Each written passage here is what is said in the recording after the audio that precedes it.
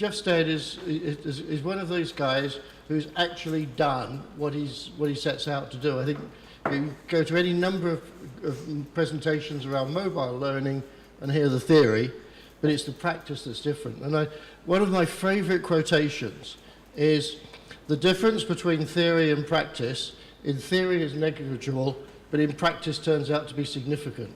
And it is that significant piece that we're looking for Geoff today to help us with. Geoff, over to you, mobile learning. Thank you very much, and thanks for your patience waiting for everything to connect up. It's one of these painful realities of any tech things anyway, right, is that you just have to roll with it. So my name's Geoff Stead, thanks for the intro. I'm based in San Diego in California, despite the accent. I work for a big company called Qualcomm, which you may or may not know. Put your hands up if you have heard of it. Okay, so we make the chips in your phone. So whatever phone you've got, there's about an 80% chance that we've got stuff in it that we made, and there's about a 50% chance that it's actually the processor. So that's kind of what we do. We're a big company, slightly obsessed with mobile.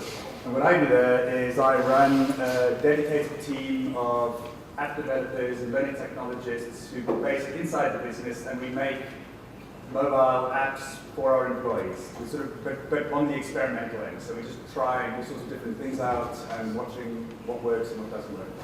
So that's what I do for Qualcomm. That's broadly what our business is. We're obsessed with inventing the technologies that underpin a lot of wireless connectivity. That's kind of what we do.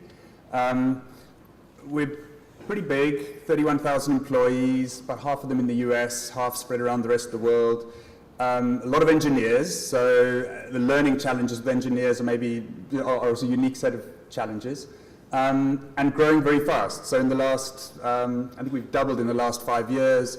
And most of that has been international in new offices. So when you're growing that fast, you've got this huge number of young people coming in. There's all sorts of learning challenges around culture and helping people kind of feel part of the business, which actually started in California, but most of the growth is happening scattered around the rest of the world. So maybe typical of other big tech companies that are growing, but there's all sorts of learning needs to do with iterating and to do with being in a cutting edge kind of area where there's not a lot of established learning. So I mentioned this is just a screen grab from our homepage, the Qualcomm homepage, and it talks about the stuff that we make. But one of the key things for us is about inventing things. So the reason that our employees are there, the kind of work they do, is all around ideas, inventing, making, creating, challenging challenging the mainstream, and trying to think about what you're going to be building into a chip that will only be released in 3 years' time. And that people will be creating apps in 3 years' time. So they're trying to think what apps might be created in 3 years and what are the things that chips can't do right now and work back from that. So we're sort of all about inventing. And that poses particular challenges on a learning organization, how you help support your employees. So if you've only got 5 minutes here and you're leaving early, I'll tell you the 4 things that we're going to be covering today. And then at the end, you can kind of hold me accountable to that to see if we got that right. So the first one, I want to talk to you about a particular group of learners that we have a lot of, and it feels like it's more widespread, which we're calling the Guerrilla Learners. So we'll just look a little bit at these Guerrilla Learners. They're the ones who are not quite abiding by the laws and the rules and the established procedures. And then we get to talk about mobile. Mobile is what I do all the time, so I just want to talk about some of the pressures that are hitting a lot of big organizations and forcing a rapid adoption to mobile. And then a bit of a reality check, because I'm walking around on the floor downstairs. You hear mobile being spoken about all the time. And a lot of the time, it's actually depressingly boring, the kinds of things that they're worried about and the kinds of things that they're doing. And I just wanted a little bit of a reality check about why we're doing it and whether we're using these new tools to do old stuff or whether we should be using new tools to do some new stuff. And then one of the things that's been particularly interesting for us, and we've learned a lot from, and we've won a bunch of awards around, is this idea of app stores for learning, so that you're not just having one single channel of learning, you rather break the channel open and you have a multitude of different types of opportunity that people can or cannot use. And for us, we're using this app store as a model for that. So I'd just like to cover those 4 things, and I'll be demoing some of the apps we're working on, and just very open to feedback and discussions. So, but before I go into that, I would like you all to do me a favor. So, when we talk about mobile, there's typically people get anxious about the barriers. There's all sorts of reasons why it's difficult to do. It's expensive. It's, I don't know, the IT team won't support it. There's lots of reasons why you shouldn't. So I'd just like a couple of shows of hands. First of all, I want a show of hands about who's doing what with mobile already. So there's a few options. There's the option of we're not doing anything, but we're just a bit interested. There's the option of we're doing some stuff and it's kind of experimental. And there's the option of actually we're doing quite a bit. So the show of hands, the very first lot, we're not really doing anything, might be interested. Cool. And then the second lot, we're doing some things and we're looking to learn more. Nice, it looks like a majority. And then the third lot, where you're doing quite a lot and fairly wide reach. Awesome, welcome. All right, so I hope there's things for all of us to learn. So the next task is that I'd like you, in your groups, very quickly, a minute, no more, a minute and a half, just talk to each other, and I want to write on the page, write on the paper in the middle of the table, 3 or 4 barriers that you feel towards being as mobile as you'd like to be, or creating as content as mobile as you'd like. So just put down 3 or 4 barriers as a group. If you disagree, just add more, and then we'll come back to it later. All right, I'd like to collect a couple as we go around. Alan's walking around with the microphone. If people could shout out, I'll write a few on the list. I'm not going to solve them yet. We'll come back to them later. Someone from this group. Okay. A couple of our on the table here agreed. From an MOD and a fire and rescue service background, it's about whether the age group of people we deal with are ready for accessing mobile learning, and if it then is appropriate. So some of us are dealing with young people coming into the system, but the people who are delivering the learning are in their sort of late 40s and early 50s. So it's whether we can convince them that this is a really good vehicle.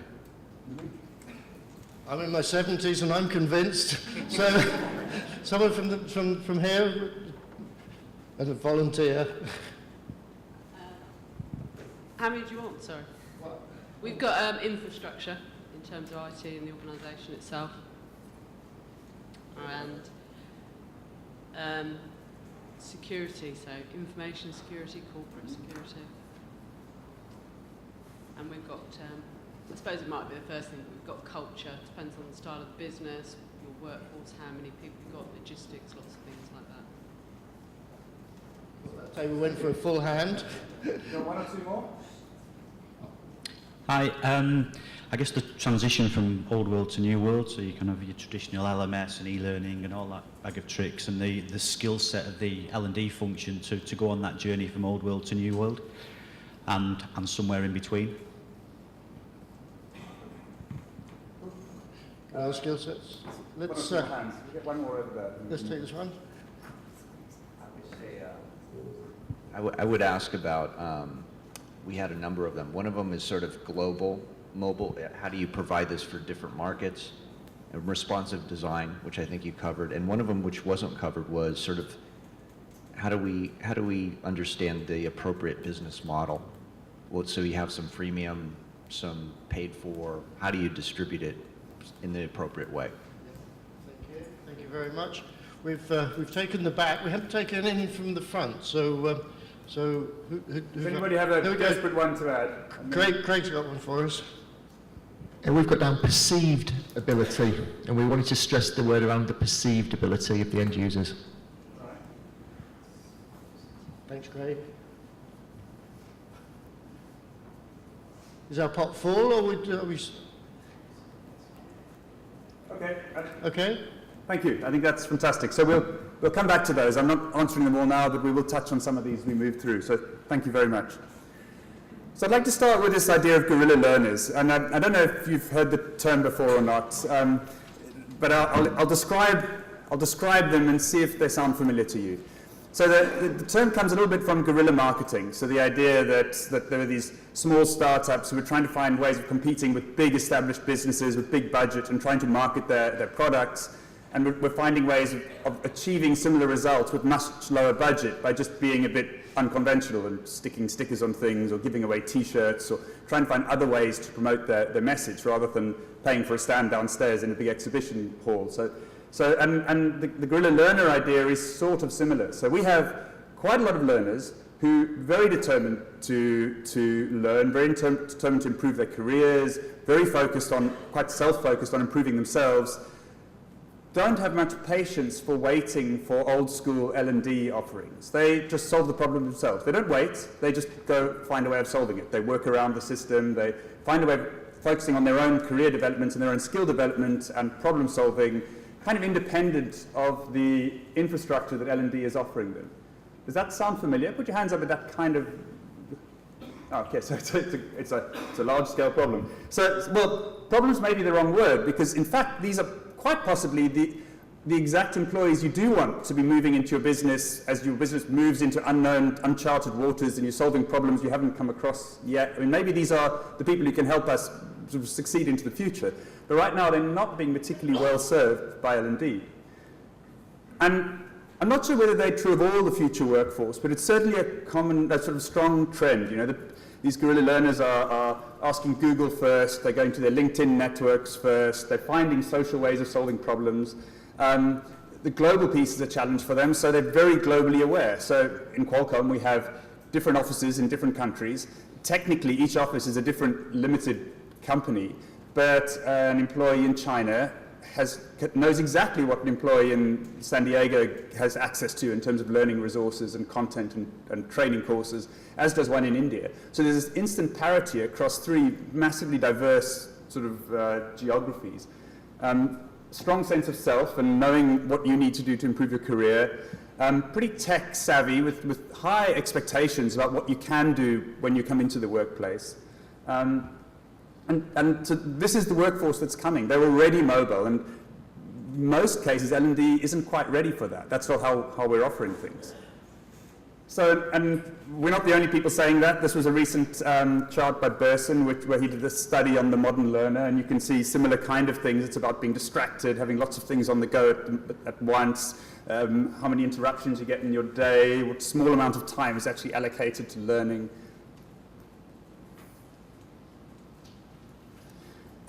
Some of this was being called up yesterday. So Gert was talking about the VUCA, the uncertainty, complexity, ambiguity in the volatile environment, this sort of uncertainty of environment. Sugata was wondering about what his learners are going to be like by the time they move into the workplace. So they've got this expectation that they can solve their own problems, and then they move into a workplace where maybe that's not the way that L&D is working in their workplace. In Davos, there was a lot of excitement about one of the many online learning platforms. This is a young guy who founded Code Academy, did it just to help teach himself coding. And there's now 26 million students who sign up and are learning to code on Code Academy. So that's 26 million people across the globe are logging into this site to learn coding for free. So this is coming. There's no denying that these things are changing how we think about L&D, how we think about controlling access to learning, who gets access to it.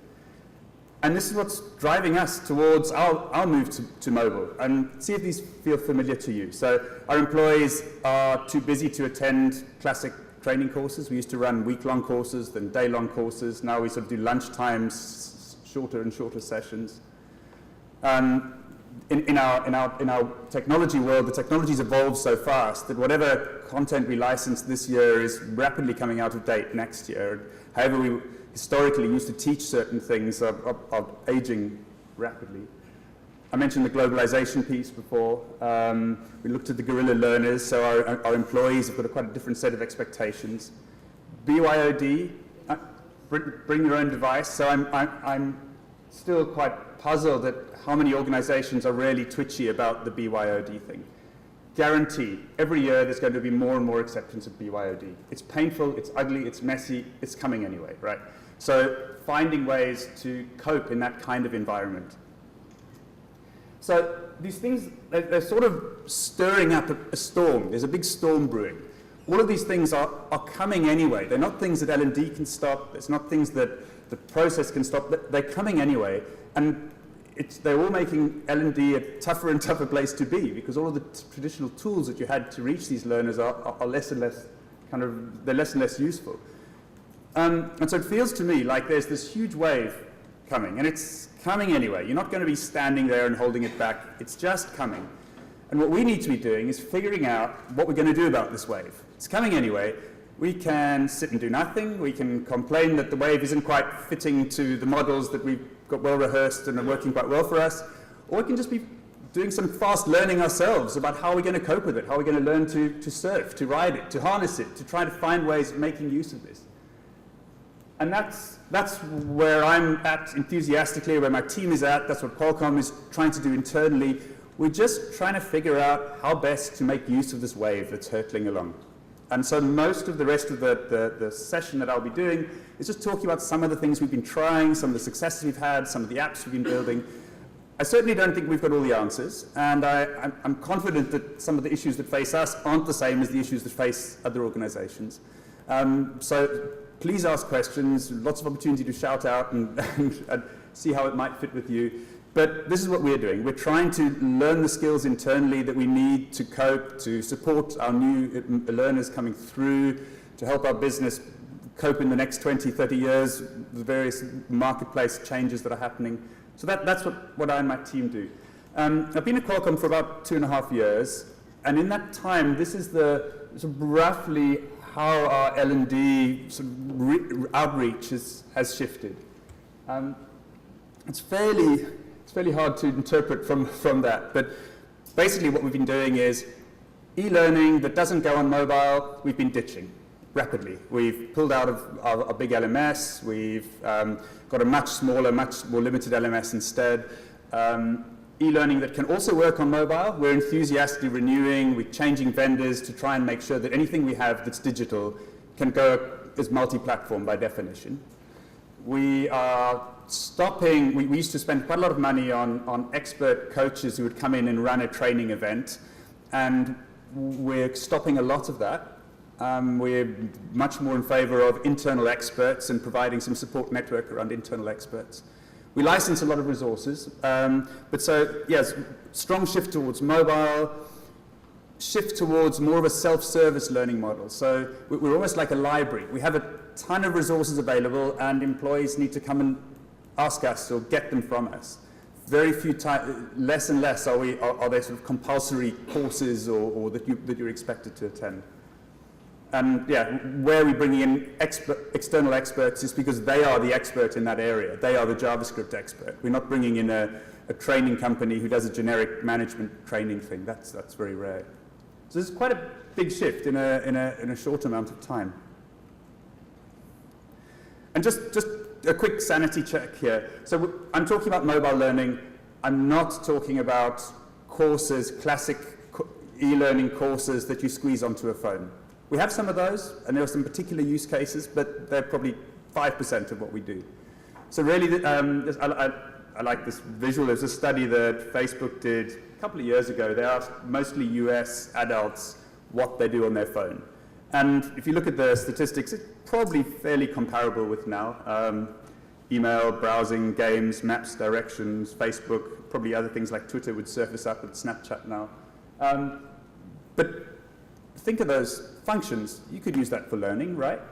Use social media could be done for learning. LinkedIn could be learning. Web browsing, you could be finding content. So the things people are doing on their phones could be used as learning functions. The fact that it's not going into a learning platform and doing a structured course is kind of irrelevant. We're not trying to be there. We're trying to say all of these touch points, could learning play a role somewhere there?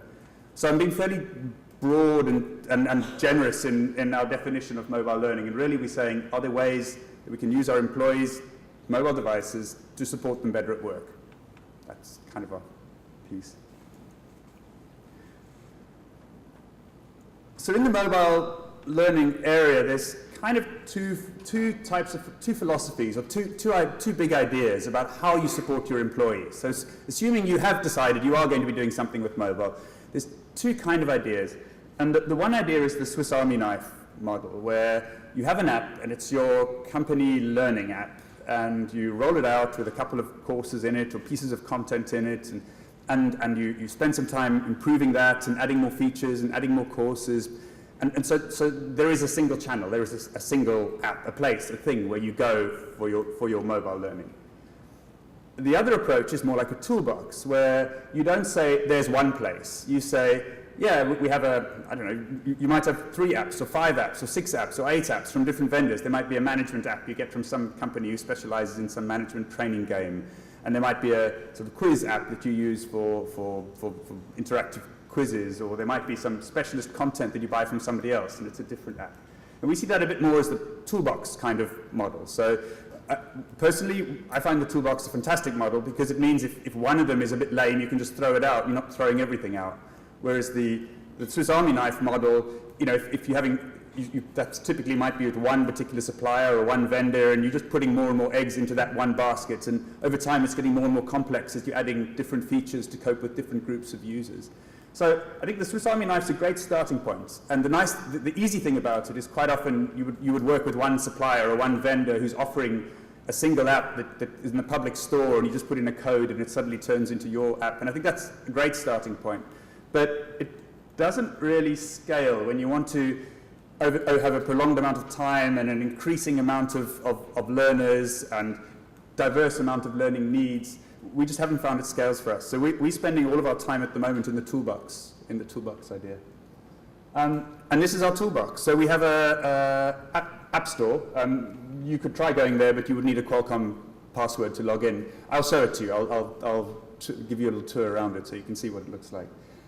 So we have an enterprise-wide app store. Any employees can log in and use apps. And it's everything. It's iOS, it's Android, it's web-based apps, a few Windows Phone apps, wide range of different types of content.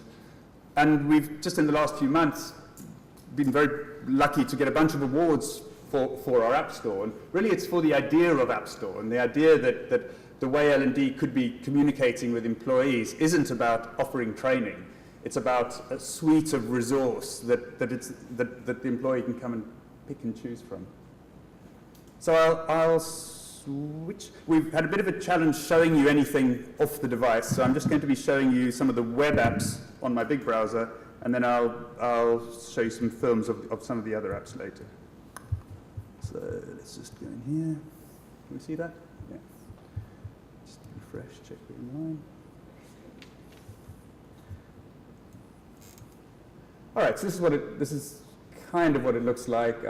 It looks vaguely like any app store, except it's running in the browser, and any employee from anywhere in the world can log in and on any device and see what's in there. And for any particular app, much like an app store, I can drill down, find a bit about it. This one's a web one, so if I click it, it'll just load up instantly. So what I'd like to do is spend 10 or 15 minutes showing you some of the different things that we offer to our employees. But I need some of your help to guide me of which type of things we should look at. So we're going to lose the mic for a second.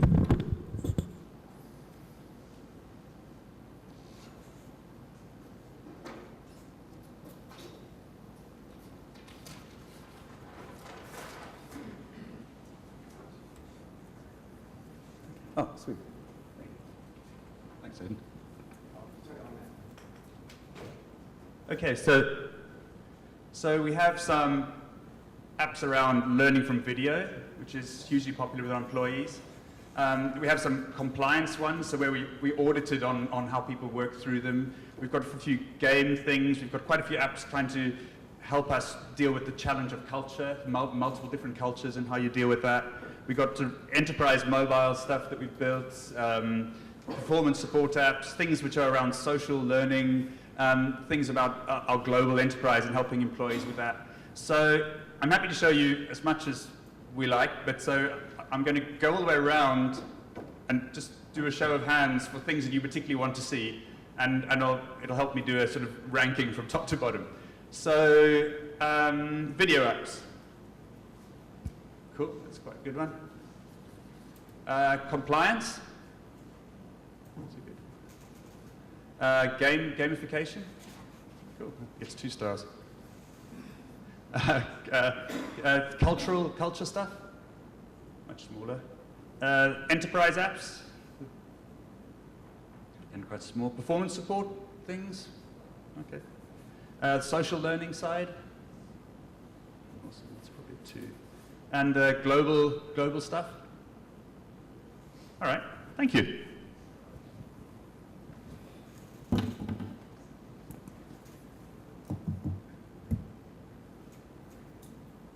got hot, cold, and frigid. Yeah.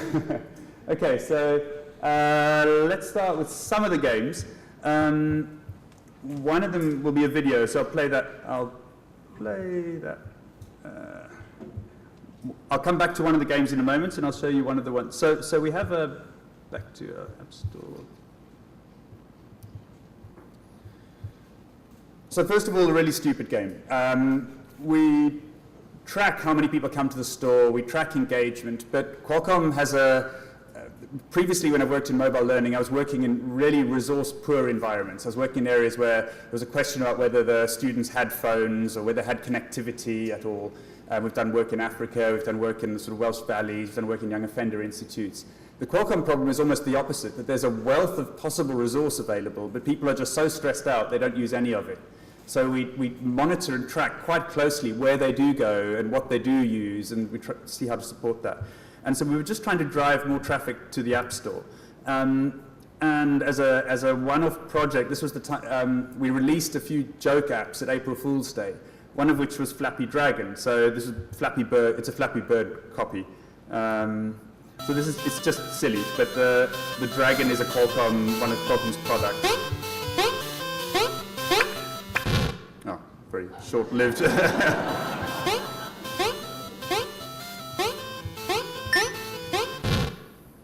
Okay, so it's downright silly. We think something like 600 hours of employee time was spent playing this, which we haven't published internally. But we had a significant uptake in people coming to the App Store and using other apps after that. Like a 6-week sustained improvement or noticeable improvement based on people coming in and playing the game, which is kind of interesting, where we were using it almost as a sort of bait to get people in. So then there's another one which is has a slightly more serious gamification story behind it. And let me see if I can quickly find it for you while I'm here.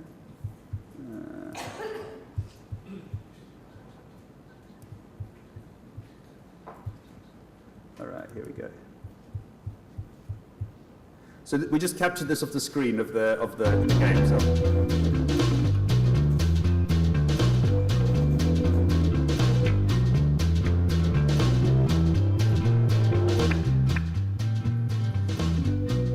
So it's just a car racing game. The idea is we're releasing it at our 30th anniversary party, which is in a few months' time, so it hasn't been released yet. But the idea is that as you play the game, and the missions you do are various big moments from Qualcomm's past 30 years of history. It's the kind of things that are really useful cultural things to learn about the company, and we're just trying a playful take on that. So on the one hand, you're just playing a car game and you're racing around. On the other hand, you get missions or challenges, which actually were real sort of hairy moments in Qualcomm's past, and you collect various things along the way, which have cultural cues and references for our employees. So at the moment we've been trialing it with groups of employees, and they seem to really enjoy it. It's quite fun.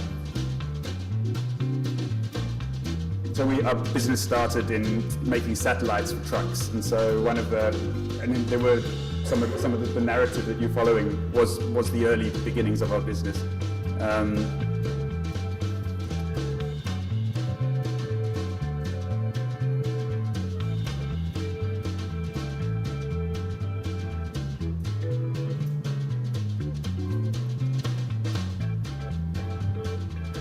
All right. So the cute fact about that one, I don't know if you saw the last quiz, but they were trying to figure out how to get satellites connecting from trucks and tracking where the trucks were, and everything was going wrong, and it somehow solved itself because the equipment wasn't taped on properly and it fell over, and it worked better lying sideways than it did upright, and that was one of the pieces of our history. So this is really, it's sort of put together quite cheaply, quite quickly, using a bunch of open source tools that allow you to build these games if you're technically together. There's a platform called Unity 3D, and you can buy components for it. So I think it's about 3 or 4 months worth of work from one person. So far the feedback's been fantastic with it. So slightly light-hearted gamey type of platform. And it will be listed in our app store for employees to come and get it. So I would like to talk about some of the video stuff, if you don't mind. So we have a lot of success with video learning, with a variety of different video learning. Are people familiar with Lynda Com? Does that mean anything? So it's a vendor that has apps and online website with a suite of learning-related videos. They tend to be on the kind of soft skills side mostly, but it's very broad. You can learn to play guitar, it's management, it's performance review, time, advice, it's advice on public speaking. So it's just a vast library. It's not that cheap, but we managed to negotiate a license for every Qualcomm employee. So any Qualcomm employee can come in here, they can send the app to their device, which I would have showed you if I had this connected, or they can launch straight to Qualcomm's public website. You'll notice if I do this, it's going to, just give it a moment to wake up. Oh, not connected to the internet for some reason. All right, I won't do that.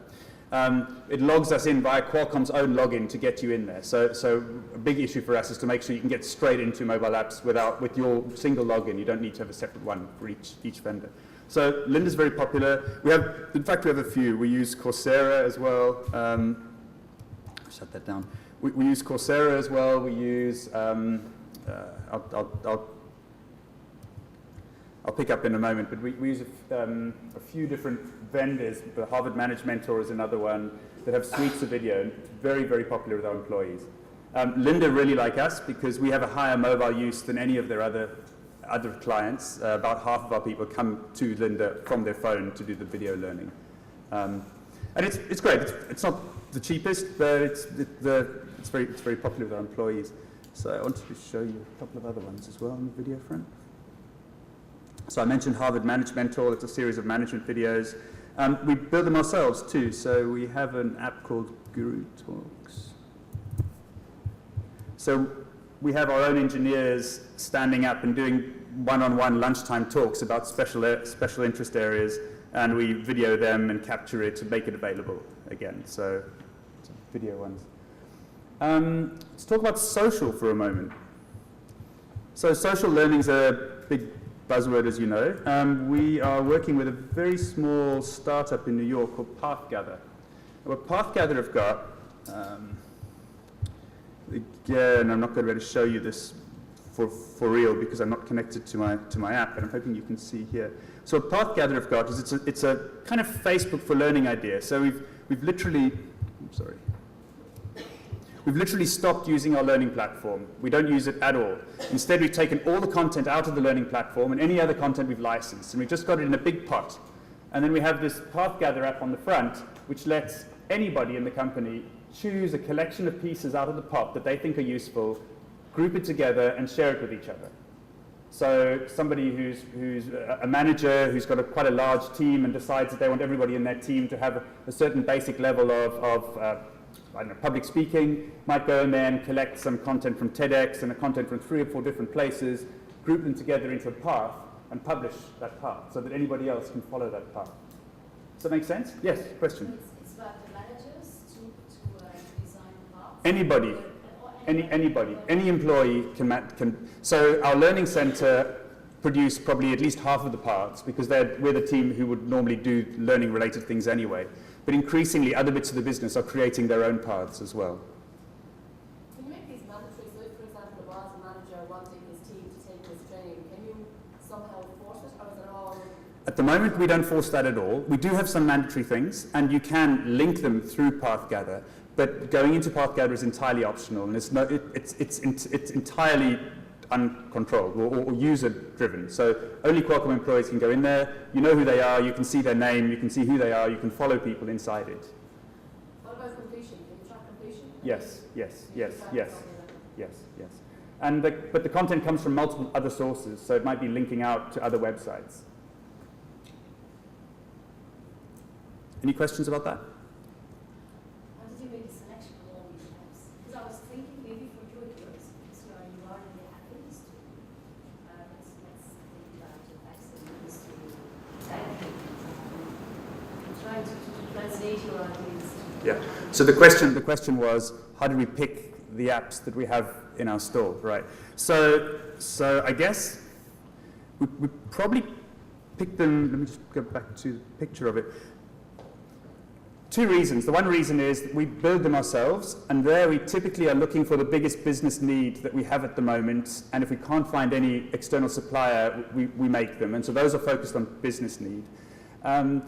We look actively for any supplier of anything that's relevant or useful. If you looked across the spectrum of things that we have here, it nowhere near covers the spectrum of things that our employees need to learn. It doesn't. We've only been going for a year or so. But our aim is that over time it gets bigger and bigger and bigger. So we haven't taken away other ways that they could do learning. We're adding this in as a supplementary extra. But some of the apps, like this Path Gather one, for example, actually offers a window to a bunch of other learning too.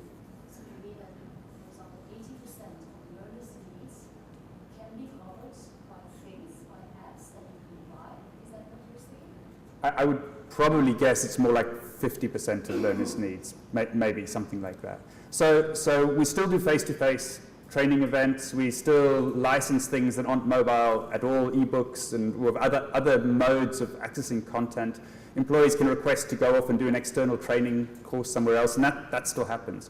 But our aim is that over time, more and more people come here first, and so that we have more and more things that are valuable or useful here. Does that help? All right. So I'm going to look at some of the compliance things briefly, and then I'll come back here again. So California has, I've lost my internet connection.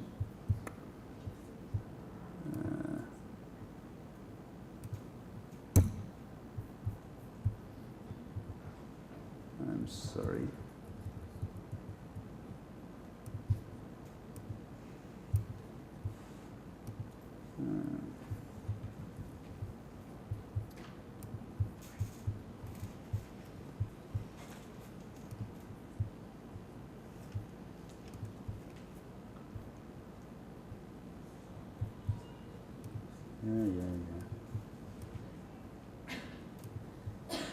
Apologize for this.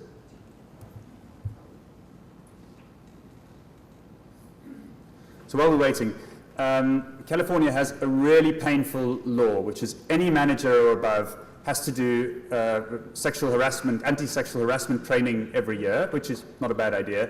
But the measure of success is that it has to take 2 hours long. There's that's baked into the law. It has to take 2 hours long. It doesn't have, you don't have to, the incidence of sexual harassment doesn't have to decrease. People don't have to have some sort of knowledge at the end. It has to take 2 hours long. That's it, right? So there are some tedious vendors who offer tedious e-learning training, which is just a timed clock that you sit for 2 hours.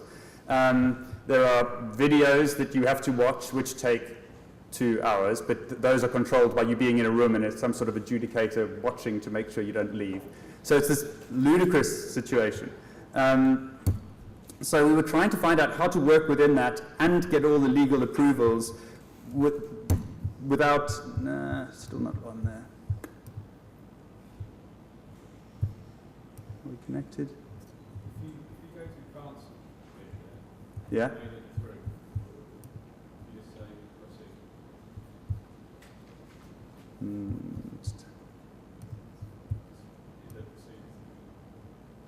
I think it's trying to, it's stuck here, it can't get past here. Maybe this will.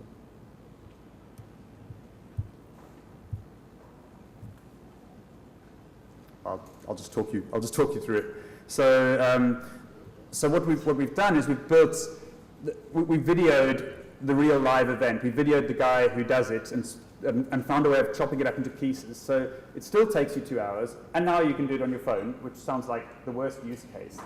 The managers love it because they can do 5 minutes here, 3 minutes there, 2 minutes there. They can move between their big machine and their small machine and slowly progress through. They're loving it. So we have something like, we've just rolled it out, and something like 10% of the people who are doing it just on mobile. Now. So it was a huge success, even though we were questioning ourselves the pedagogical model around 2 hours on mobile.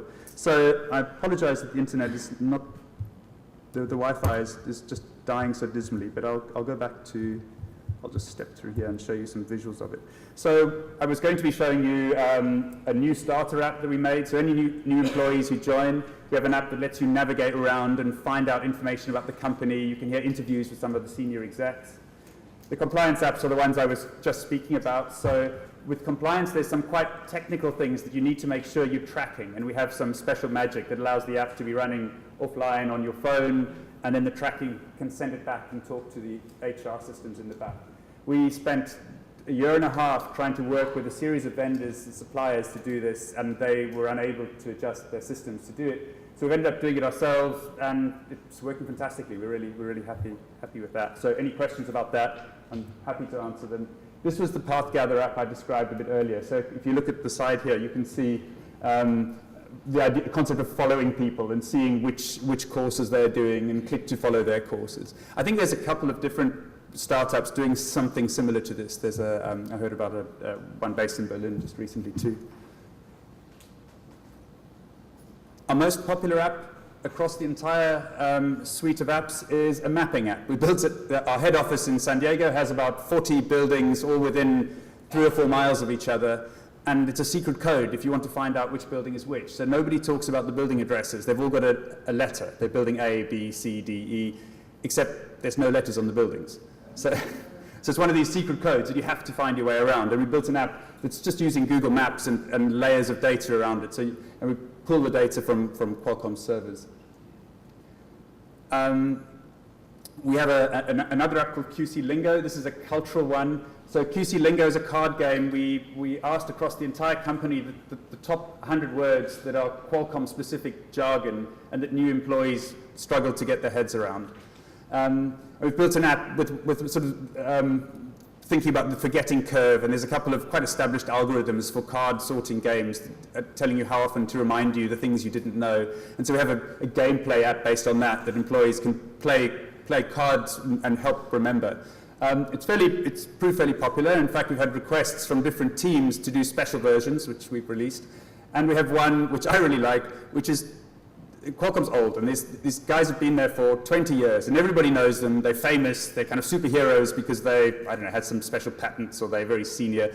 But when you're new and you arrive, you don't know who these people are. So we have an app with faces of the top 30 or 40 people in the company in case you're walking down the corridor that you can know who they are, so you can step through and see all the faces and see if you can guess the names.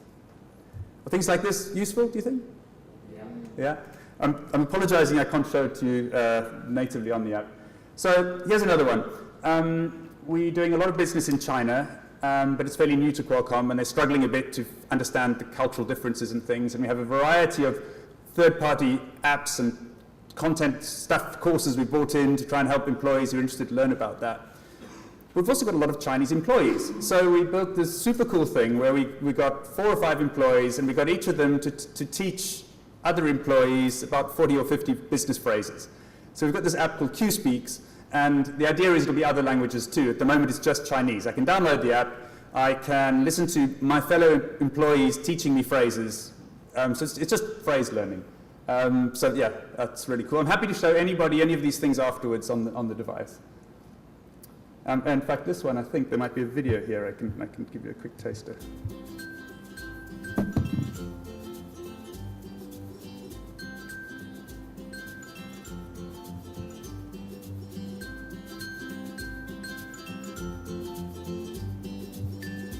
Okay, let's stop there.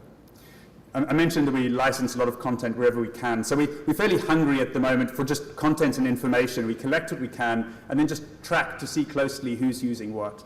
And these are all people we work with who do mobile-friendly stuff. Financial Times, it turned out we had access to their Financial Times app without anybody knowing it. The library had a license for any employees to come and read the Financial Times.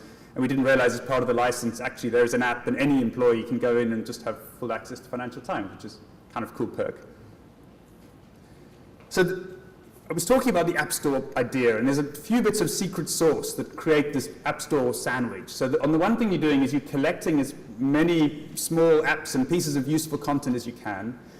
And you really want them to go on as many different devices as you can. But the secret sandwich on the top and the bottom is you really need to make it as easy as possible for any employee to get into these different apps. You don't want different complicated passwords that they need to remember for each app or different codes you have to put in. So wherever possible, we push very, very hard that anybody who's creating apps for us integrates with our own ability to sign on or authenticate or connect in.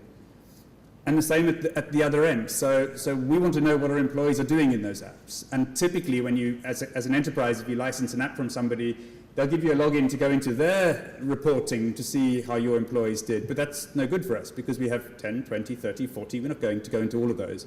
So we spent quite a while trying to make sure we can automatically pull information back from them. So we have our own dashboards. And I think a lot of the technical work we've been doing is around the bread on either side of that sandwich, is making sure that it's easy to add more and more. So I guess that's the toolbox that all the tools are going in. Is that your coding, or are they criteria that you give to the app developers if you're buying extra analytics that you have to meet these? Both.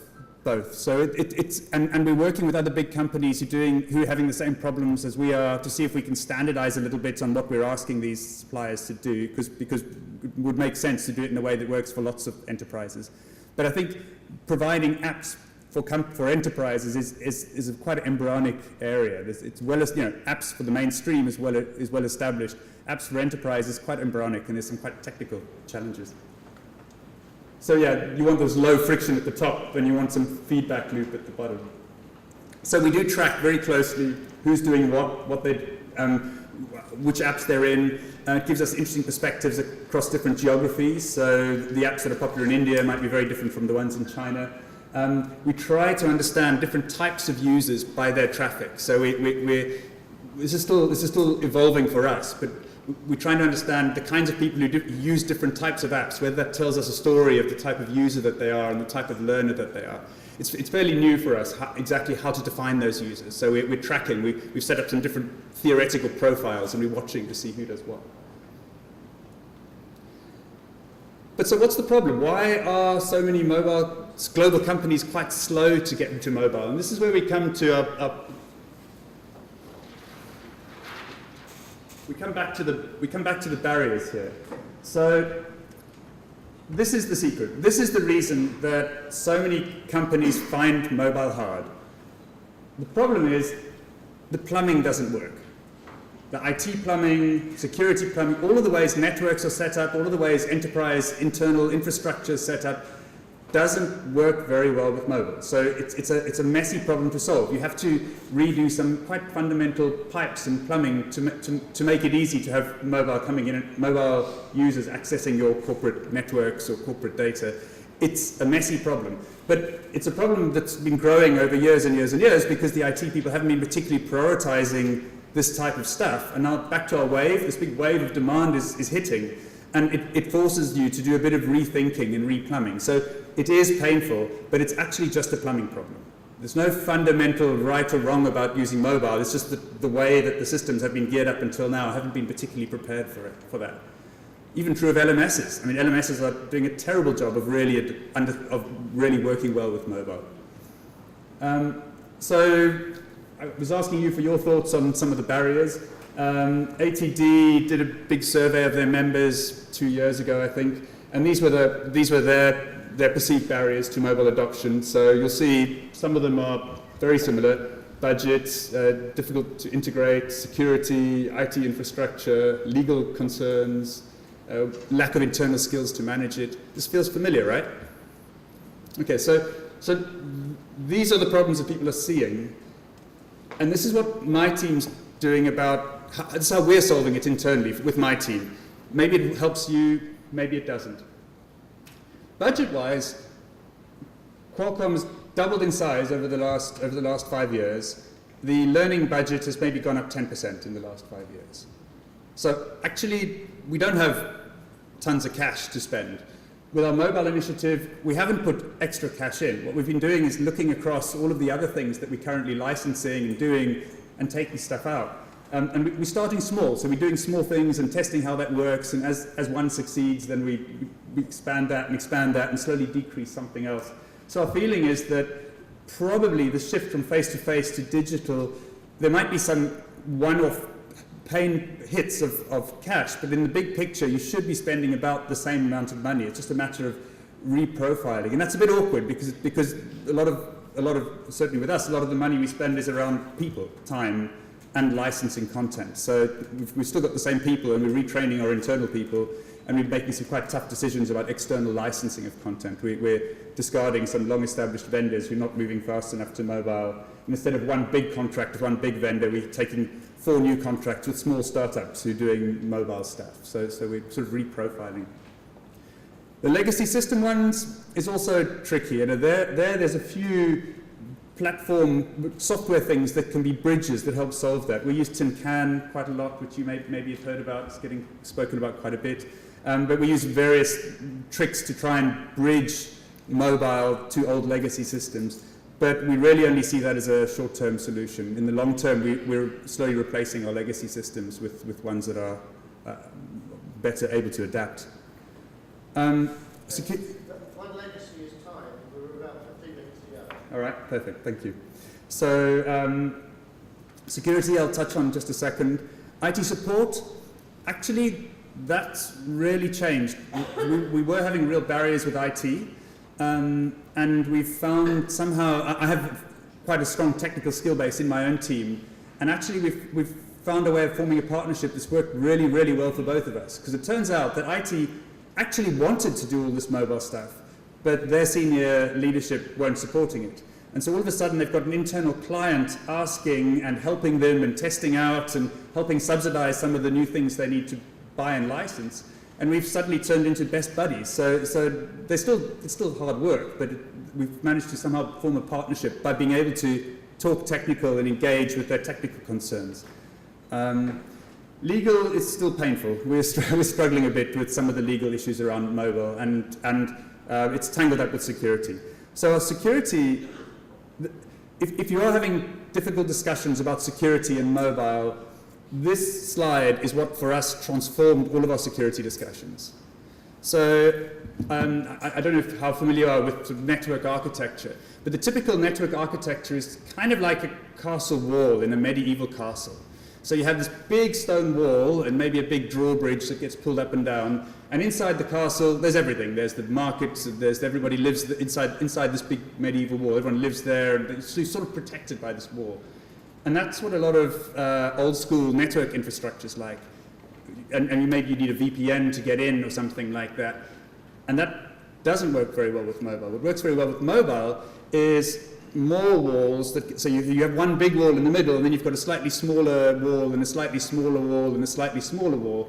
And you just make some smart decisions about what you put where. So maybe you put your market 2 walls down, and you put your vegetable gardens 3 walls down, but you keep the crown jewels right in the big one with the big high wall. And if you can come up with that kind of model where you're thinking quite carefully about how secure data has to be, it's fantastic with mobile. And so that's what we've done. And we have apps at most of those different levels. But if you're going into the inner citadel, you need to install some special software on your phone to be able to go through and have some special password and VPN connection.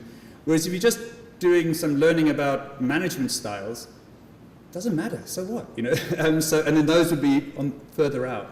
And that's transformed, for us, it's transformed our ability to do mobile at Qualcomm. We were getting refusals to support any mobile content that was inside this big citadel. And by agreeing these slightly staggered walls, it's transformed it. There's 10 different teams in Qualcomm all making mobile apps now, whereas previously none of them were able to do that. So it's a fairly simplistic diagram, but that concept of how secure something needs to be, and learning is perfect for that, because the majority of the learning stuff doesn't have to be that secure. And so it's a great showcase, because you can get that stuff out and get it mobile. Does that make sense? All right. So I'd like to spend the remainder of the time thinking about, these are new tools, these mobile ones, but are we kind of doing the old tricks with them, or are we using them to do new tricks? What are the things that mobile can offer us that you can't do on a PC, that you can't do in a face-to-face? It knows where you are, that you can take photos of things and collect evidence of stuff. You can record things. So I'll just show you a couple of the apps that we're working with. So I showed you the game one already. But I'd like to talk a bit about indoor positioning. So iBeacon, does that mean anything to you? Do you know what that is? No? Yes, next. Okay, so iBeacon is just it's a way of figuring out where you are indoors, is what it is. So Apple stores use it. If you walk into an Apple store, there is an Apple Store app that you can install, and it knows where you are in the store. So if you're walking up to a particular shelf, it'll tell you information about the things on the shelf in front of you. Equally, you can ask it where things are, and it can highlight to you in the store. So it knows a little bit where you are internally. Typically, iBeacon or Bluetooth LE, they tend to be small little plastic things like these along the bottom, and they send out a little broadcast message. And you can use them like the dark blue one on a belt, so when you're walking around, you can have sensors in a room that knows which room you're in. You can use them the other way around, where the sensors are stuck behind a wall, and when I'm somewhere near there with my phone will know that I'm near the wall and can identify the thing I'm standing behind. They're cheap. They're about 50 pence for one of these little things. People sell them at various price points, but they cost virtually nothing to make. Some of them, like the little black stick, that's a PayPal one, and if I'm a store in a market, I can just stick it in my laptop, and it turns me into a wireless PayPal paying site. So somebody can come up with a PayPal app and push a button, and it pops up on my laptop, and you can do the transaction via your PayPal account just by you having the app on your phone. So it's quite powerful. It's all about knowing where things are. Qualcomm used to build one ourselves called Gimbal. We've just recently spun it off as its own standalone company. But there's quite a few other ones around. And they kind of work in the same models. This is a picture of one of the Apple stores, and they have these little hotspot zones. So when you happen to be in one of those zones, it knows where you are. So we have I want to show you an app that we made. I'll apologize for a second about the person speaking here. Let me just try and jump through where I'm showing the app. So in the background of that, we have a museum in San Diego. It's a sort of quite a stylish museum that shows the various different technologies that Qualcomm's invented over the last 30 years. But as you can see, there's not a lot of text on the walls. There's a lot of stuff. There's a lot of phones, and in fact, this one here that you can see it's still in the American presidential limo. It's the secure phone that he calls up to the satellite on, and there's a replica of it there. So we have this museum, but there's not much information about what's happening in the museum. So we added those little beacons into an app. So the app is a timeline along the bottom, and that little blue spot is telling you which area it thinks you're in. And so you can browse the museum yourself and hop to different areas, but it will also tell you the areas it thinks you're in, so you can listen to somebody talking, and you can click and hear a video of somebody describing it. You can have it headphones on and have it in headphone mode, so if you just walk around, it's talking about the exhibits that are nearest to you. So as you're walking around, it's just automatically sensing where you are. So is that a thing that could be interesting for learning? Right? Of course, the device can tell where you are or can tell stuff about its environment. Okay, so those are called Bluetooth LE, or iBeacons is the name that Apple uses, which is caught on the strongest. Here's another one. So I was always fascinated as a kid about the secrets that were hidden behind walls, or the things you couldn't see that you would like to see. And there's a whole area of computer vision around augmented reality, which kind of gives you a little bit of a taste about that. So what would it be like if you could see more about the things around you?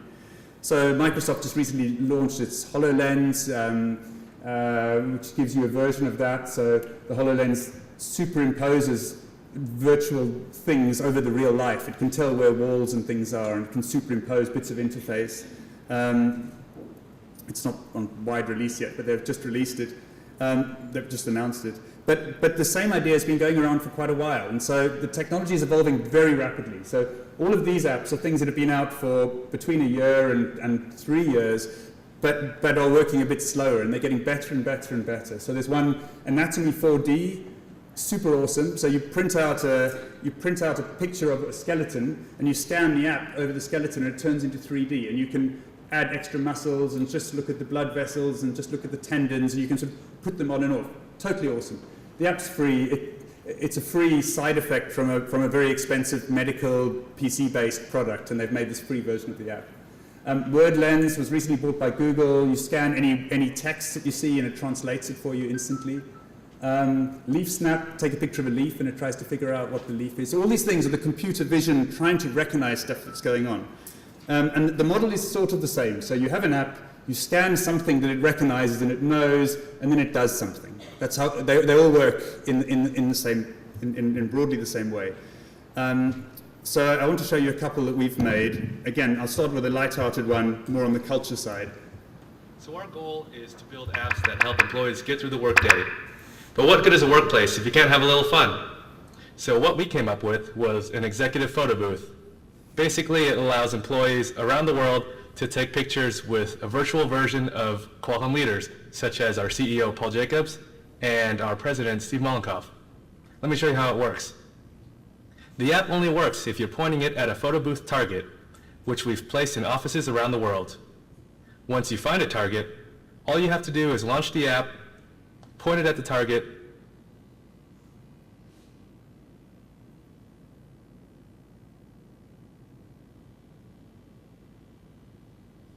take your picture, and share with friends and colleagues. So we're always looking for ways to showcase. All right. So, I'm assuming you have permissions from the... yes. In fact, they were all very up for it. They were quite happy to do it. And we have various celebrities that appear every now and again, and we remove them again. So there's particular times where we add extra characters in there. At the moment, we have a whole bunch of comedy hacks and things you put on. So it's a fun thing to do. It's slightly silly, but it's an interesting social experiment as well to see the different nations and the different popularity in different places. It's hugely popular in Southeast Asia, and as far as we understand from our employees there, it's because they like to pretend they're really standing next to the real guy and he came to visit them. Hugely popular in the US as a joke, so they know it's not the real guy and they're just doing funny things with him. So, but let me show you a slightly more meaningful one. So on the left-hand side, this is in our head office. I mentioned we're very big on inventing stuff, and so we put patents up on the walls, but you can't really tell much about the patents. It's just the front page of the patent, and so we built an app that tries to recognize those patents and tells you more about them. So again, this video we just recorded it through the iPad. So this is the iPad view. You sort of walk up to one of the patents on the wall, and he finishes scanning around, and it sort of looks at it and it recognizes it and it checks in the cloud to tell which patent it was, and then it's giving you all this extra information about it. Is that interesting? And if you can click it and it will take you to the real version of the patent, which is in the public domain, Google somewhere. So you can find out all this extra information about stuff that's around you. Again, this is using augmented reality. It's using a free platform called Vuforia. So this one's pulling back and it's telling you what type of patents all of those are on the wall. So we've been having quite a bit of fun with augmented reality, and I wanted to finish with this one. So this is one of our buildings in San Diego. We've just released this video internally. It's not this artwork internally. It's not public yet. So it's a big, ugly warehouse building, and we worked with a couple of artists to build this huge mural down the wall, as you can see. And let me show you what it does.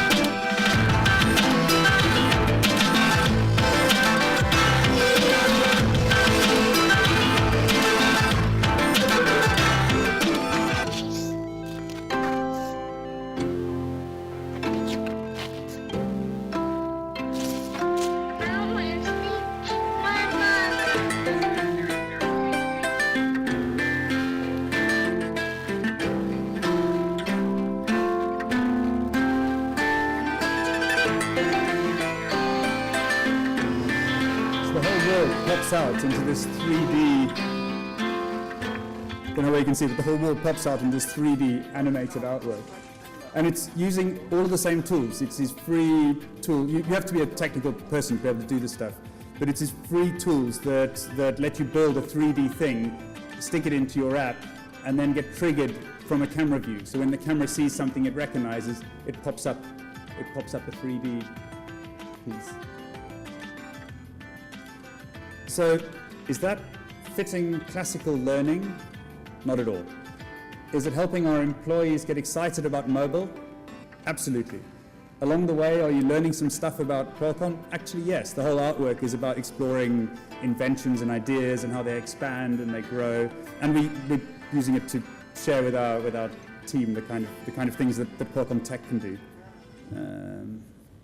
So we're enthusiastic, as you can see, about the stuff we're doing in mobile. We don't sell it to anything. We're just using it for ourselves. But we're trying to partner with vendors to try and make cooler stuff. We're trying to share what we're learning as we go along. We have a website called Work Learn Mobile where a lot of these things we're publishing them. Some of these you've seen we haven't published yet, but we will be. We try and share a lot of the stuff that we're learning. We run occasional events, most of them are in the US, for learning leaders from other companies to come and compare notes and compare vendors and stuff like that. And so, yeah, my aim was to try to cover those 4 things. I hope I have. I'm fairly active on Twitter, so if you want to ask any questions and get hold of me, that's probably the best way of doing that. I'm in the UK for the next week or so time zone-wise, now is good. Are there any questions? I think we've only got a couple of minutes left. Firstly, was that helpful? Yes. Okay, thank you. Any questions? Yes. Would you just shout out and I'll repeat them for the... How much expertise technically do you need to create something like that? Okay, how much expertise do you need technically to create something like that? It depends on exactly which of the many things you've seen. I would say if you're a learning development team starting to get into mobile, it's very good to have at least some technical confidence as a team. It's quite cool to work with external people and get other people to do some of the work or have some tools, but actually building some technical confidence yourself is fairly critical.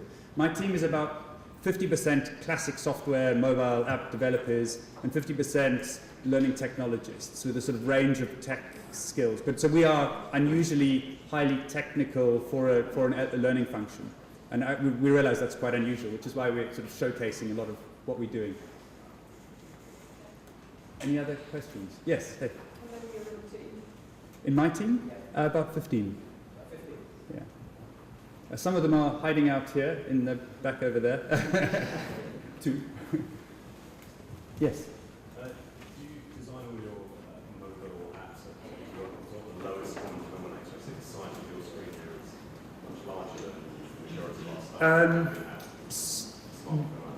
We do. So it depends a little bit on exactly which app, but typically anything we put in, we always have Android and iPhone, and as far back in both versions as we can cope with. There are a couple of throttle points with Android where if you go even further back, it actually degrades. So we aim to go as wide as we possibly can. We don't aim to cover every device. We have about 5% Windows Phone users, and some of our apps do Windows Phone as well. We tend to do a lot of web apps, which do adapt to just about anything, and then we build native apps when something gets more increasingly popular.